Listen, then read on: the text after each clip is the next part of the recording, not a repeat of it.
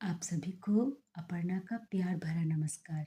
मेरे सभी सब्सक्राइबर्स को बहुत बहुत प्यार और बहुत धन्यवाद। और जो भी मुझे सुनते हैं उनको भी बहुत बहुत धन्यवाद। आपकी दुनिया हमेशा हरी भरी रहे, खुशियों से भरी रहे और जीवन में जो भी परेशानी है उसका हल जल्दी से निकल आ जाए। मैं नहीं चाहती जो मुझे सुनते हैं वे कभी जीवन से हार माने। उनके जीवन में खुशियाँ बढ़ती ही रहे और उनके पास परेशानी का झट से हल आ जाए। और इसी तरह वे अपने परिवार के साथ हमेशा खुश रहे, उन्नति की राह पर चलते रहे।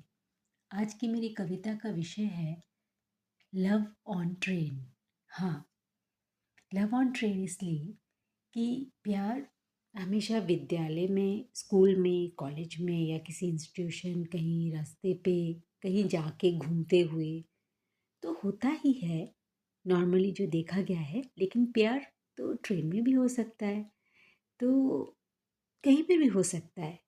और जो प्यार जब बहुत गहराई से होता है, जब दो दिल जब मिल जाते हैं, तो वो प्यार आकर्षण से शुरुआत होकर भी प्यार हो जाता है।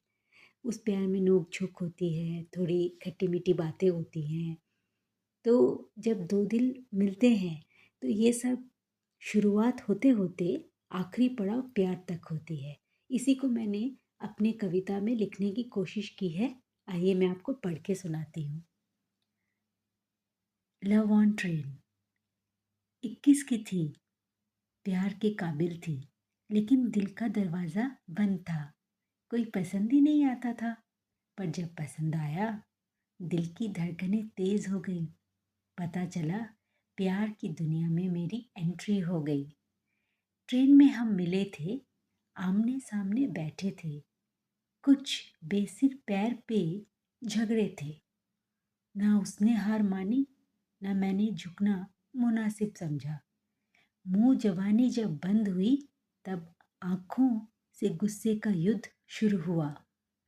कितनी देर और गुस्सा फूटता, एक ना एक टाइम तो पिघलता। फूटा गुस्सा जब पिघलने लगा, तब सब छोटी छोटी मुस्कान में बदलने लगा। मैं मुस्कुराई, वो मुस्कुराए, मैं शर्माई, वो नहीं शर्माए। झट से मेरी पास वाली सीट खाली देख वहीं तशरीफ ले आए।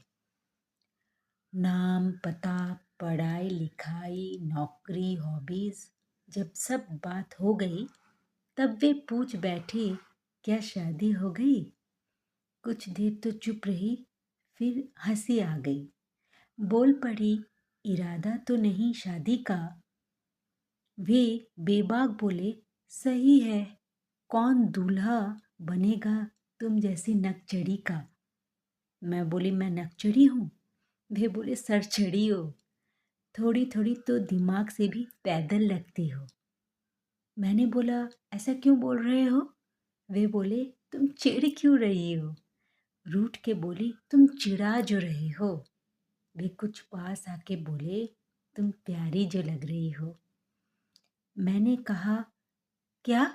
उन्होंने कहा, स्टेशन आ गया, अब उतरना है या साथ चलना है? मैंने ट्रेन की सीढ़ी की तरफ पैर बढ़ाए।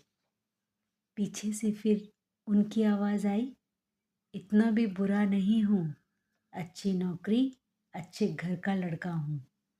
पर्स में तुम्हारे कुछ रखा है, देख ज़रूर लेना। अगर पसंद आया हो तो एक कॉल ज़रूर कर लेना।